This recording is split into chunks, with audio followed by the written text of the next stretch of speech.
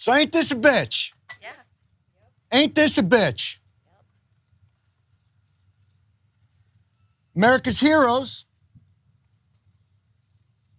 who fought in our wars, outside sweating their asses off with oxygen, battling all kinds of ailments, while these motherfuckers sit in the air conditioning, walled off from any of it. They don't have to hear it. They don't have to see it. They don't have to understand that these are human beings. Do you get it yet? If you've seen this before, you've seen Jon Stewart talking about Republican senators, politicians in general, that continue to not support veterans. Specifically veterans, maybe folks, first responders on 9/11, all these folks that have done these heroic things to save people's lives and risk their own and also sacrifice their own, the fight continues. Let's talk about what's going on now, because what he's upset about is that there's this landmark legislation for US veterans who are sick and dying from exposure to these toxic burn pits as they served, access to some health care. Now, previous to this, Republicans were on board, but now they're not. Only 8 out of 50 Republicans in the Senate voted for this bill. That was previously very bipartisan. Let's keep it, remember that. It was very bipartisan previous to that. Jon Stewart goes on to call out some specific Republicans that are doing this. There's a tweet from Senator Rick Scott of Florida from yesterday. It's beautiful. And I'm sorry about the cursing, and let me say something beautiful to make it up to you. I was honored to join the USO today and make care packages for our brave military members in gratitude of their sacrifice and service to our nation. And there's a beautiful picture. I wish you could see it. He's standing with a little package. Did you get the package? I think it has M&Ms in it and some cookies. Didn't get it. And some moist towelettes. Call them out, John. Call them out. This is what doesn't happen enough. They fly under any kind of scrutiny or radar from what people can see that they're up to and what they say versus what they do. Jon Stewart is not done. He's also talking about how spineless the entire Republican Party is when it comes to these types of issues. Let him continue. I don't even know, honestly, I don't even know what to say. I've been coming down here 10, 15 years. I'm used to the hypocrisy. Christina Keene will tell you from VFW. She sat in an office with Mitch McConnell and a war veteran from Kentucky, and he looked that man in the eyes and he said, we'll get it done. This is an embarrassment to the Senate, to the country, to the founders, and all that they profess to hold dear. And if this is America first, then America is f***ed. Yeah. Thank you. Yeah. Thank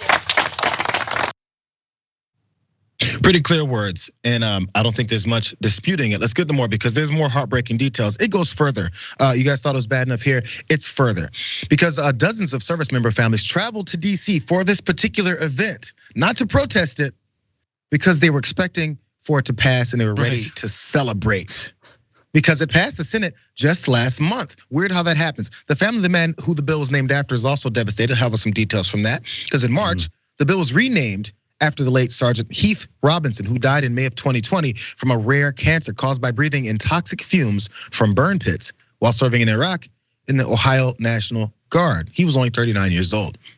His mother-in-law, Susan Jayar, choked back tears as she branded the senators voting against it reprehensible while dressed in her late son-in-law's army jacket. There's another line here, this is devastating. Just 1 month earlier, she had symbolically taken off that jacket of her deceased son-in-law, saying that she no longer needed to carry Heath on her shoulders after the Senate passed the bill last month. So she was actually happy that something was done, even though her family member is now dead. So why did these 25 Republicans change their mind? Like I said, it gets worse. Because of a minor technical fix that the House made, the Senate was required to vote on it again before it could be sent to President Biden's desk to be signed.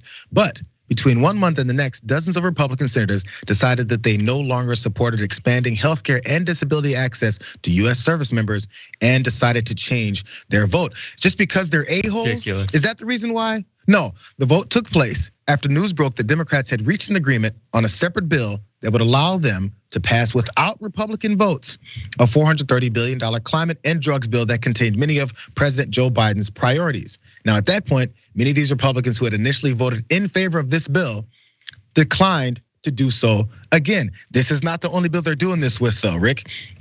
I read an article just 2 days ago where they were talking about how they're mad about this same bill that's gonna fulfill some of these promises or declarations that President Biden made while he was campaigning. And what Republicans are now saying is, oh, but Joe Biden's not doing anything, which he's not, partially because he's afraid of people like these folks who change their votes and actually screw over actual Americans in need who deserve these bills that they were on board for previous. They're against it now because the Democrats are actually doing something else that Republicans don't like. It's almost like elections have consequences. They say this a lot, but they don't believe it.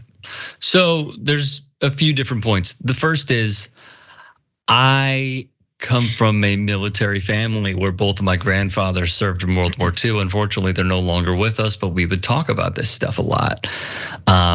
So when I see veterans getting taken advantage of, it becomes personal. The second is this whole mantra of being pro-life continues to show its ass every time something comes up.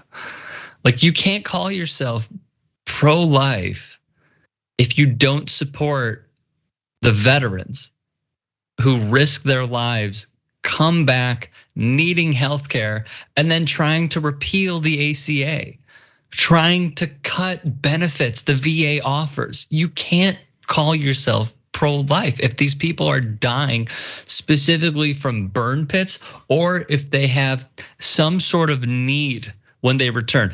The only pro that they are is pro-military industrial complex. They are pro all of the manufacturers that they write an endless check to. That's the problem, and that's the corporate greed. There's another part to this as well, very quickly.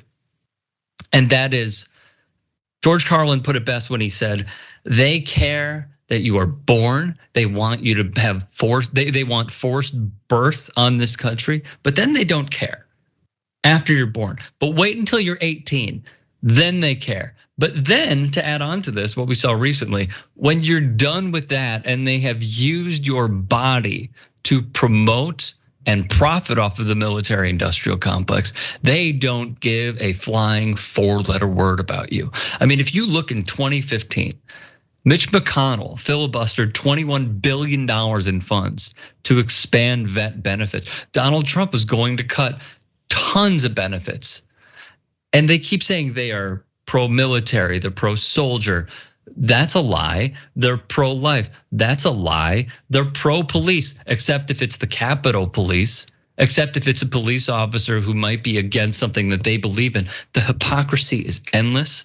It enrages me. It should enrage everybody to call themselves the party of the military, the party of the police. I mean, remember when Laura Ingraham wanted and called for Republicans to defund the military because they were teaching about anti-racism? Like that is who they are. Just like, pay I don't know how many attention. times we have to go over this. Pay attention to your politicians and who they stack on a hierarchy higher than you. Again, they put these things into place. They said they're gonna vote for it. They voted for it, actually. And when they have the opportunity to flip on it because someone else, other folks that they don't like, are gonna have some kind of a piece of America to themselves, or maybe some kind of opportunity, they flip on everyone else and go, we're gonna blow the whole thing up. Pay attention to your politicians when they tell you they hate you. Jay, how do they get away with it over and over?